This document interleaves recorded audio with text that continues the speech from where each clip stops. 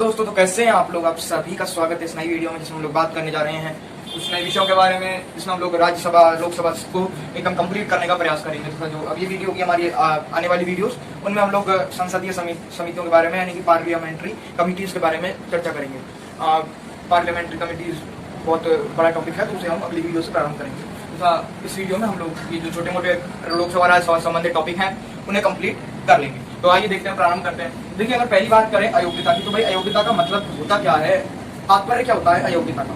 तो देखिए, अयोग्यता का मतलब होता है कि कोई सदस्य है, मानो कोई लोकसभा का सदस्य है, या लोकसभा का सांसद है, या राज्यसभा का सदस्य है, राज्यसभा का सांसद है, वह व्यक्ति किस प्रकार से अपने पद के लिए अयोग्य हो सकता है, यानी कि उसे किस प्रकार से उसके पद से हटाया जा सकता है, ये है अयोग्यता का मतलब। अयोग्यता कई प्रकार की हो सकती है। देखिए, अयोग्यता कई प्रकार की कैसे हो सकती है, जैसे पद से संबंधित अयोग्यता हो सकती है, आयु से संबंधित अयोग्यता हो सकती है। यानी कि ऐसा हो सकता है कि जैसे छोटे चुनावों में होता है, सरपंच के में, प्रधान के चुनावों में इस प्रकार का घपला किया जाता है कि जो प्रत्याशी है उसकी आयु को 2 साल कम बताया जाता है या 2 साल अधिक बताया जाता है, जिससे वह प्रत्याशी अच्छे से मतलब एज उसकी हुई नहीं होती है और वह चुन लिया जाता है, या उसके जो शैक्षणिक योग्यता है उन्हें कम अधिक बताया जाता है। ऐसे ही इस प्रकार की योग्यताओं को, मतलब इस प्रकार के जो मामले होते हैं उन्हें अयोग्यता से संबंधित मामलों में रखा जाता है। तो आइए आज हम लोग देखते हैं कि कौन कौन से ऐसे मामले हैं जो अयोग्यता से संबंधित है।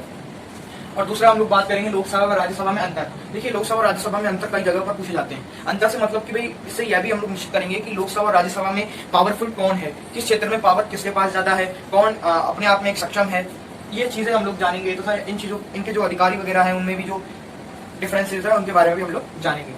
तो आइए देखते हैं, पहले टॉपिक के ऊपर चलते हैं, जो कि है अयोग्यता। देखिए, सबसे पहला जो अयोग्यता का पॉइंट निकल कर आता है वो निकल कर आता है लाभ के पद पर। लाभ के पद पर नहीं होना चाहिए। देखिए, अगर हम लोग बात करें लाभ के पद की,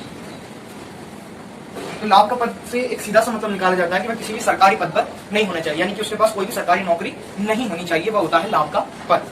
ठीक है, इसे हम लोग कह सकते हैं लाभ का पद। तो इसकी पहली जो है कि भाई लाभ का पद से संबंधित, यानी कि अगर वह लाभ के पद पर है तो उसे अपने लाभ का पद छोड़ना होगा, यानी लाभ के पद से संबंधित जितने भी मामले हैं वो अयोग्यता से संबंधित वो इस विषय में आते हैं। तथा जो दूसरा मामला है वो सबसे महत्वपूर्ण मामला है, क्योंकि देखिए एक अधिनियम बना था, जन प्रतिनिधि कानून 1952। क्या जन प्रतिनिधि कानून, क्या जन प्रतिनिधि कानून 1952, 1952 में आया था ये कानून, 1952 में बनाया गया था इस कानून को। तो ये देखते हैं इस कानून के अंतर्गत क्या बात की गई थी। देखिए, इस कानून में जनप्रतिनिधि जो होते हैं, जनप्रतिनिधि यानी कि जो हमारे नेता वगैरह होते हैं, उनके पद से संबंधित, यानी कि उनके जो कार्य है उनसे संबंधित बातों को उल्लेख किया गया है कि उनकी क्या क्या सीमाएं होती हैं, किस प्रकार से उन्हें कार्य करना चाहिए। और ये जो जनप्रतिनिधि कानून होता है, इसका अगर उल्लंघन किया जाता है तो वह भी किसमें आता है, अयोग्यता में। अगर हम लोग एक मोटे तौर पर देखें कि भाई जनप्रतिनिधि कानून क्या होता है, देखिए जनप्रतिनिधि कानून में यह सम्मिलित होता है कि भाई जो एक छोटे स्तर का मंत्री है, जैसे कि हम लोगों ने देखा तो कैबिनेट मंत्री होते हैं, राज्य मंत्री होते हैं, स्वतंत्र प्रभार राज्य मंत्री होते हैं। देखिए, जो स्वतंत्र प्रभार राज्य मंत्री होते हैं वे कैबिनेट मंत्री जो होते हैं उनसे छोटे पद पर होते हैं, तथा और वह इस कानून का उल्लंघन नहीं कर सकते, यानी कि अपने से बड़े मंत्री से वह ऑफिशियल तौर पर, ऑफिशियल मतलब अनऑफिशियल तो से नहीं कहा जा सकता, लेकिन ऑफिशियल तौर पर उन्हें अपने से बड़े पद वाले का ध्यान रखना होता है। जैसे कि अगर हम लोग राष्ट्रपति की बात करें तो राष्ट्रपति का जो व्यवहार है वो ऐसा नहीं होना चाहिए कि देश के प्रथम नागरिक के तौर पर उसे ना देखा जा सके, या प्रधानमंत्री कोई ऐसा कार्य ना करे जिससे देश को हानि पहुंचे। ठीक है, तो उसे कहते हैं जनप्रतिनिधि कानून। अब हम अगर तीसरे बिंदु के बारे में बात करेंगे, तीसरा बिंदु क्या है। देखिए, अगर तीसरे बिंदु के बारे में देखें तो तीसरा है चुनाव आयोग के नियमों का उल्लंघन करना। देखिए, अगर हम लोग बात करें तो सन 1950 में भारत का संविधान लागू हुआ था और सन 1952 में भारत के प्रथम आम चुनाव हुए थे। तो 1950 से 1952 के मध्य हमारा जो चुनाव आयोग है उसका गठन किया गया था, और उसी समय 1952 में ही जनप्रतिनिधि कानून लाया गया था जो कि चुनाव आयोग से संबंधित था। और चुनाव आयोग के खुद के भी कुछ नियम बनाए गए हैं। खुद के नियम कैसे बनाए गए हैं कि भाई जो चुनाव होते हैं उससे 6 माह पूर्व आचार संहिता लगा दी जाती है, 6 सप्ताह पूर्व आचार संहिता लगा दी जाती है कि कोई ऑफिशियल रैली वगैरह इस प्रकार के कार्य प्रलोभन संबंधी ऐसा कोई भाषणबाजी ना हो जिससे जनता में प्रलोभन का भाव जगे। तो ये सब इसके चुनाव आयोग के नियम होते हैं। तो अगर हम लोग अगला पॉइंट देखें तो क्या है, चुनाव आयोग के नियमों का उल्लंघन। अब देखिए, चुनाव आयोग के नियम बहुत सारे होते हैं। अब अगर कोई व्यक्ति, क्या है चुनाव आयोग के नियमों का उल्लंघन। देखिए, मैं कह रहा था कि भाई चुनाव आयोग के बहुत सारे नियम होते हैं, जैसे पद से संबंधित होते हैं, मतलब नामांकन भरने से संबंधित होते हैं। भाई चुनाव आयोग का जो फॉर्म है अगर वो किसी व्यक्ति ने सही ढंग से नहीं भरा है और उसकी समय सीमा बीत चुकी है तो वह व्यक्ति नामांकन भरने योग्य नहीं होगा और उसका जो नामांकन पत्र है उसे हटा दिया जाएगा। ये चुनाव आयोग के नियम होते हैं, उल्लंघन अगर इनका कोई उल्लंघन करता है तो उसे अयोग्य करार दे दिया जाएगा। जैसे चुनाव आयोग का नियम होता है कि भाई चुनाव से पूर्व 6 सप्ताह पूर्व या 6 माह पूर्व आचार संहिता लगा दी जाती है, जिसके अंतर्गत आप ऐसा कोई भी भाषण या ऐसा कोई महत्वपूर्ण कार्य नहीं कर सकते जिससे जनता में आपके ऊपर, आपके समर्थन में कोई प्रलोभन का भाव जागे, जैसे कि किसी जनता को अपनी पार्टी की तरफ से कोई चीजें बांटना या कोई बहुत बड़ा जनता को उपहार देना या अपने चुनाव में के जीतने के बाद किए जाने वाले कार्यों का बहुत ज्यादा बखान करना, वो सभी कार्य आप नहीं कर सकते, आचार संहिता में आता है। तो इस प्रकार के जो नियम है वो चुनाव आयोग स्वयं बनाता है। देखिए चुनाव आयोग के जो नियम है उन्हें आप तोड़ नहीं सकते, अगर आप तोड़ते हैं तो अयोग्य करार दे दिए जाएंगे। ठीक है, तो ये तो बात हो गई हमारी अयोग्यता से संबंधित कि भाई किन किन चीजों से आप अयोग्य करार दे दिए जा सकते हैं। और देखिए अगर चुनाव आयोग ये कहे कि भाई ये जो सदस्य है, अब देखिए एक बिंदु यहाँ पर ये भी आता है कि माना कि भाई कोई एमपी है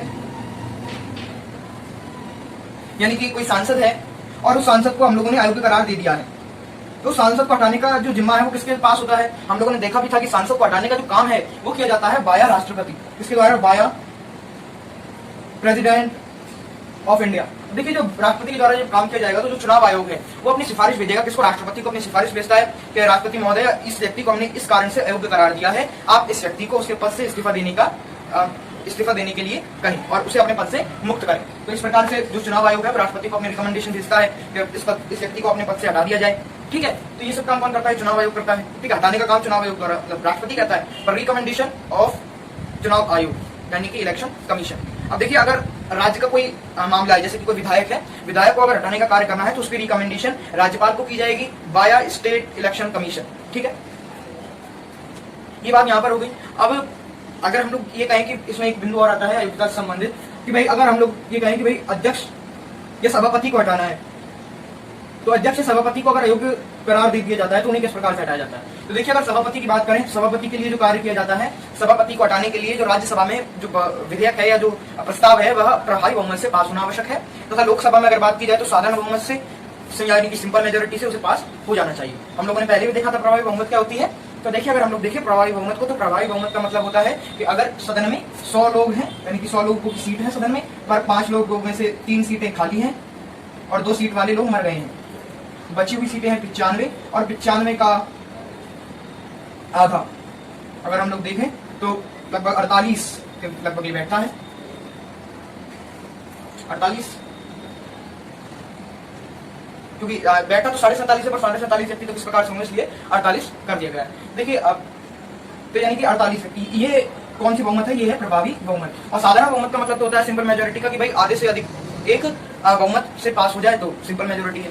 ठीक है, ये हम लोगों ने किसके विषय में देखा? अयोग्यता के विषय में देखा कि भाई किसी सदस्य को या किसी अध्यक्ष को, किसी सभापति को किस प्रकार से अयोग्य घोषित किया जा सकता है, ये हम लोगों ने देखा। अब हम लोग बात करते हैं हमारे लोकसभा और राज्यसभा को एक अंतर के तौर पर देखते हैं। तो देखिए सबसे पहले हम लोग ये देखेंगे कि भाई किन किन ऐसे कौन कौन से बिंदु हैं जिन पर लोकसभा और राज्यसभा अलग अलग हो सकती है। तो आइए देखते हैं। तो देखिए अगर देखें कि लोकसभा और राज्यसभा किन चीजों में अलग है। देखिए कुछ शक्ति तो लोकसभा को अधिक दी गई है और कुछ शक्ति राज्यसभा से ले ली गई है, या कुछ शक्ति राज्यसभा को भी अधिक दी गई है। वो इसलिए किया गया है कि दोनों के मध्य बैलेंस एक तरीके से बना रहे, क्योंकि दोनों ही देश के एक प्रमुख सदन है, दोनों ही एक बहुत अच्छे हाउस है देश के। देखिए अगर हम लोग देखें, पहली बात करते हैं हम लोग लोकसभा की, एक तरफ लिखते हैं हम लोग लोकसभा और दूसरी तरफ हम लोग लिखते हैं राज्यसभा। तो अगर हम लोग देखेंगे भाई इन्हें क्या क्या कहा जाता है, क्या किस प्रकार से ये दोनों अलग है, वर्सेस भी लगा देते हैं। ठीक है, तो अगर हम लोग देखेंगे भाई लोकसभा को क्या कहा जाता है, तो भाई लोकसभा को निम्न सदन कहा जाता है। अगर आप लोगों से अभी परीक्षा वगैरह में पूछ लिया जाए कि भाई लोकसभा और राज्यसभा में अंतर स्पष्ट कीजिए, तो लोकसभा और राज्यसभा में अंतर में आपको ये भी लिखना पड़ेगा कि लोकसभा को क्या कहा जाता है, राज्यसभा को क्या कहा जाता है। तो ये देखिए लोकसभा को निम्न सदन कहा जाता है, राज्यसभा को उच्च सदन कहते हैं। ठीक है, इसे कहते हैं जनता का सदन, इसे कहते हैं राज्यों का सदन। ठीक है, इसे क्या कहते हैं? राज्यों का सदन। ठीक है, अब अगर बात की जाएगी शक्तियों के बारे में, तो देखिए कुछ चीजों में लोकसभा को शक्ति है, कुछ चीजों में राज्यसभा को शक्ति है। तो पहली शक्ति की बात करते हैं हमारे बजट के संबंध में, यानी कि जो हमारा हर साल बजट लागू होता है वो बजट के बारे में इसको शक्ति ज्यादा है। तो अगर बजट के बारे में देखें तो लोकसभा को शक्ति ज्यादा है, तो बजट बोल सकते हैं हम लोग, बजट की शक्ति, यानी कि बजट की शक्ति इनके पास होती है लोकसभा के पास। क्योंकि हम लोगों ने पहले भी देखा था राष्ट्रपति में और लोकसभा राज्यसभा की शक्तियों में देखें तो भाई जो बजट होता है वह लोकसभा में रखा जाता है सबसे पहले वित्त मंत्री द्वारा राष्ट्रपति की अनुशंसा पर, सिफारिश पर। किसमें रखा जाता है? लोकसभा में। किसकी सिफारिश पर? राष्ट्रपति की सिफारिश पर। राज्यसभा में कभी भी नहीं रखा जाता। तथा जब लोकसभा से पास हो जाएगा, क्योंकि बहुमत तो है, ये बहुमत दल है ही है, अगर पास नहीं होता तो अविश्वास प्रस्ताव से सरकार गिर जाती है। पास हो गया लोकसभा से, तो लोकसभा से पास होने के बाद वह राज्यसभा में जाता है। राज्यसभा चाहे तो उसे रोक ले, लेकिन उससे कोई मतलब नहीं है, क्योंकि वह राज्यसभा में 14 दिन तक बना रहता है। उसके बाद वह स्वतः ही पास मान लिया जाता है। अगर राज्यसभा ये कहे कि भाई मैं 14 दिन के अंदर वह कुछ उसमें परिवर्तन कर लोकसभा में वापस भेज देती है, तो लोकसभा की मन मर्जी है कि वह उसमें परिवर्तन करे या ना करे, ये लोकसभा की मर्जी है। ठीक है, ये हम लोगों ने देखा। अब हम लोग बात करते हैं अगली चीजों के बारे में। तो देखिए, अगली है अखिल भारतीय सेवाओं से संबंधित। तो देखिए, अखिल भारतीय सेवाओं से संबंधित जो चीजें हैं वो किसके पास है? राज्यसभा के पास। कौन सी शक्ति है? अखिल भारतीय सेवाओं से संबंधित। अखिल भारतीय सेवाओं में जो सिविल सर्विसेज होती है, जो इंडियन लेवल की जो सर्विस होती है, उनका जो अधिकार है वो राज्यसभा के पास है। तो वह कौन सा अधिकार है? वह अधिकार यह है कि भाई राज्यसभा कोई भी नई सर्विस चालू कर सकती है और किसी भी जो पुरानी सर्विस है उसे हटा भी सकती है। जैसे राज्यसभा ने एक नई सर्विस चालू की थी, IFOS। कौन सी? IFOS। कौन सी सर्विस नई चालू की थी? IFOS। कब चालू की थी? ये चालू की थी 1969 में। किसने चालू की थी? राज्यसभा ने 1969 में। वो 1963 में ये सर्विस चालू की थी राज्यसभा ने। कौन सी? IFOS, यानी कि इंडियन फॉरेस्ट सर्विसेज। ये अखिल भारतीय सेवा राज्यसभा ने चालू की थी। लोकसभा को इसके संबंध में कोई भी शक्ति नहीं है। अगर हम लोग देखें तो इसके संबंध में से कोई भी शक्ति नहीं है, वो इसके संबंध में कुछ भी नहीं कर सकती। ठीक है, अगर हम लोग अब और अधिक शक्तियों के बारे में बात करें तो शक्ति ये है कि भाई राज्यसभा कोई विशेष प्रकार की शक्ति है। विशेष प्रकार की शक्ति कैसे? कि भाई राज्यसभा अगर चाहे तो भाई किसी, हम लोगों ने पहले भी राष्ट्रपति और प्रधानमंत्री के टॉपिकों में देखा था कि जो देश में 3 तरह की सूची है, यानी कि 3 तरह की लिस्ट है। एक है यूनियन लिस्ट, एक है स्टेट लिस्ट और एक है समवर्ती सूची। ये 3 प्रकार की सूची है। संघ सूची है, राज्य सूची और समवर्ती सूची है। संघ सूची के विषयों पर संघ कानून बनाता है, राज्य सूची के विषयों पर राज्य कानून बनाता है और समवर्ती सूची के विषयों पर संघ व राज्य दोनों मिलकर कानून बनाते हैं। अब शक्ति क्या है वो देखिए। तो देखिए, जो राज्यसभा की शक्ति है वो यह है कि वह राज्य सूची के विषयों को केंद्र सूची में जोड़ सकती है। केंद्र सूची में जोड़ सकती है, क्योंकि भाई ये राज्यों का एक दल ही मान सकते हैं हम, राज्यों के विकास के लिए दल है राज्यसभा। तो राज्यसभा क्या है कि राज्य सूची में जो विषय दिए गए हैं संविधान में, उन विषयों में से कुछ विषयों को अपनी मेजोरिटी से पास करके लोकसभा को संघ सूची में स्थानांतरित कर सकती है, उन्हें संघ सूची में डाल सकती है। इससे संबंधित कोई भी शक्ति लोकसभा के पास में नहीं है। तो देखिए, पढ़ना किसका भारी लग रहा है? एक तरीके से राज्यसभा का भारी लग रहा है, पर अगर हम लोग देखें तो कुछ चीजों में राष्ट्रपति भी, लोकसभा भी हावी है। लोकसभा किसमें है भाई? देखिए, तो संयुक्त अधिवेशन जो होता है, संयुक्त अधिवेशन का मतलब होता है भाई दोनों सदन जो होते हैं उनमें संयुक्त अधिवेशन होता है। यानी कि हम लोगों ने देखा था राष्ट्रपति के में भी कि भाई कोई अगर वित्तीय बिल है, अगर वो 6 माह तक कोई भी सदन पास नहीं करता है तो उसे राष्ट्रपति द्वारा संयुक्त अधिवेशन द्वारा दोनों सदनों से मिलकर पास कराया जाता है। और उस सदन की जो अध्यक्षता है वो कौन करता है? लोकसभा का अध्यक्ष करता है। राज्यसभा में उसका कोई रोल नहीं होता। ये शक्ति किसके पास है? लोकसभा के पास है। दूसरी संयुक्त अधिवेशन संबंधी शक्ति क्या है? कि भाई जो लोकसभा का अध्यक्ष होता है, या मतलब लोकसभा और जो राज्यसभा होती है, उनको राष्ट्रपति कभी भी एक मिलाकर मतलब किसी भी एक विषय पर कि भाई इस विषय पर हमें कानून बनाना है और दोनों सदन संयुक्त अधिवेशन में इस पर कानून बनाएंगे, तो यह शक्ति किसके पास है? लोकसभा के पास है। मतलब लोकसभा का जो अधिकारी है, यानी कि लोकसभा का जो अध्यक्ष है, वही कौन करेगा? इसकी अध्यक्षता करेगा। ये किससे संबंधित है? लोकसभा की शक्ति हो गई। यानी कि थोड़ा सा पढ़ना लोकसभा का भी भारी है। इससे संबंधित अगर शक्ति देखी जाए, इससे संबंधित कोई भी शक्ति किसके पास नहीं है? राज्यसभा के पास नहीं है। लेकिन कुछ शक्ति राज्यसभा के पास है, कुछ शक्ति लोकसभा के पास है। अगर हम लोग देखें एक नजरिए से, तो भाई लोकसभा को भी सारी शक्तियां दी गई हैं जो एक तरीके से जनता का सीधा विकास करने के लिए आवश्यक होती हैं। तो राज्यसभा को वे शक्तियां दी गई हैं जो अप्रत्यक्ष रूप से राज्य का विकास करने के लिए आवश्यक होती है। देखिए, बजट पर जो मुख्य अधिकार है वो लोकसभा का, क्योंकि वो जनता से चुनकर आते हैं, उनको पता है जनता की सीधी परेशानियां क्या है। राज्यसभा के सदस्य सीधे चुनकर नहीं आती हैं, उन्हें अखिल भारतीय सेवाओं को बढ़ाने का है। राज्य सूची के जो विषय यानी राज्य जिन पर कार्य नहीं कर सकते, क्योंकि जो वित्त पर पूर्ण अधिकार होता है वो किसका होता है? संघ का होता है। तो वे संघ को ये जो विषय है वो डोनेट कर सकते हैं। ये हम लोगों ने देखा कि भाई दोनों के मध्य में कौन कौन सी शक्तियां दोनों के पास बटी हुई है। अब हम लोग एक छोटी सी चीज को देखते हैं जिसके बारे में कल की वीडियो में चर्चा नहीं हो पाई थी, कि भाई जो हमारे राज्यसभा है उसके पहले अध्यक्ष, मतलब पहले सभापति, उपसभापति के बारे में हम लोगों ने कल की वीडियो में चर्चा नहीं कर पाए थे। तो आइए आज उससे चर्चा करते हैं। सबसे पहले अगर हम लोग देखें तो हमारे सभापति के बारे में देखें, तो देखिए अगर हम लोग सभापति के बारे में देखें तो इसका जवाब बहुत ही सिंपल है। सिंपल क्यों है? क्योंकि हमें पता है कि उपराष्ट्रपति ये सभापति होता है। तो भारत के जो प्रथम उपराष्ट्रपति है कौन है? डॉक्टर सर्वपल्ली राधाकृष्णन, यानी कि राधाकृष्णन बोल सकते हैं हम लोग, राधाकृष्णन। राधाकृष्णन कौन है? सभापति है। देख सकते हैं हम लोग, सर्वपल्ली राधाकृष्णन कौन है? सभापति है। ठीक है, अगर हम लोग वर्तमान की बात करें, भाई वर्तमान में सभापति कौन है, तो वर्तमान में जो हमारे सभापति हैं वो है वेंकैया नायडू, यानी इनके नाम से पहले एम वेंकैया नायडू। ये कौन है हमारे वर्तमान में लोक राज्यसभा के सभापति, यानी कि पहले हमारे जो राष्ट्रपति है वो कौन थे, डॉक्टर सर्वपल्ली राधाकृष्णन। दूसरे वर्तमान में कौन है, एम वेंकैया नायडू। अगर हम लोग बात करें उपसभापति की, देखिए अगर हम लोग उपसभापति के बारे में बात करें और वर्तमान, तो देखिए अगर हम लोग वर्तमान उपसभापति के बारे में बात करें तो वर्तमान उपसभापति का नाम है हरिवंश नारायण।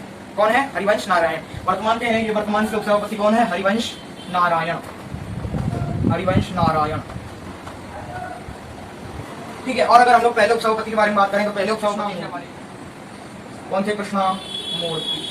ये कौन थे, हमारे पहले उपसभापति थे किसके, राज्यसभा के। राज्यसभा के पहले सभापति कौन थे, डॉक्टर सर्वपल्ली राधाकृष्णन। वर्तमान में कौन है, एम वेंकैया नायडू हैं। पहले उपसभापति कौन थे, कृष्णमूर्ति थे। वर्तमान में कौन है, हरिवंश नारायण। ठीक है, आज की वीडियो में इतना ही। जो हमारे अगले टॉपिक हैं पार्लियामेंट्री कमिटीज, उनके बारे में हम अगली वीडियोस के बारे में वीडियो में देखेंगे। अगर वीडियो पसंद आई हो तो वीडियो को लाइक शेयर जरूर करें, वीडियो पर कमेंट जरूर करें और हमारे चैनल को सब्सक्राइब करना ना भूलें। वीडियो को अंत तक देखने के लिए धन्यवाद।